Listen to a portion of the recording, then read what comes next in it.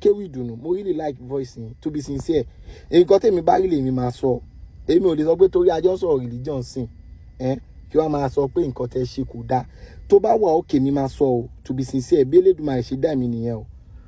But àwọn kan ti máa sọ̀rọ̀ kan, bọ̀dá Kéwì, èmi wá ń sọ pé ọdún náà mi ti ń gbà pé bẹ́ẹ̀ ni, mo ti ń gbà pé bẹ́ẹ̀ ni. But inú mi dùn pé ó dàbí mùsùlùmí òdodo ní ẹ̀dẹ̀ lè fún wa ní answer. Ṣé lóòótọ́ ni Prophet Muhammad fẹ́ Aisha at the age of 6 years? Èmi sọ pé kò lè rí bẹ́ẹ̀, ànábì Ọlọ́run kò lè ṣe bí ọmọ ọdún mẹ́fà, child abuse nìyẹn, pé kò lè rí bẹ́ẹ̀. Wọ́n tún wá sọ to the extent pé wọ́n ní ó bá sùn at the age of 9 years. Mo ní shut up.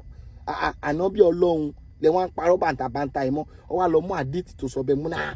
Àwọn people máa ní proof. Ibẹ̀ lèmi tí kọ́kọ́ bẹ̀rẹ̀ sí ni máa gbàgbọ́.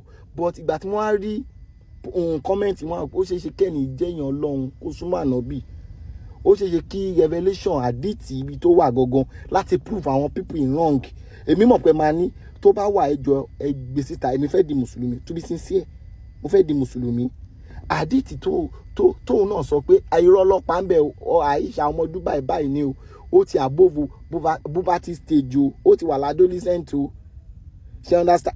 Èmi tẹ̀ ti sọ pé èmi ti assure wọn pé pẹ̀lú fídíò tí mo drop yìí ẹ máa provide answer. Akéwì ó pọ̀, àjọ wà ní àjọ lẹ̀ pọ̀.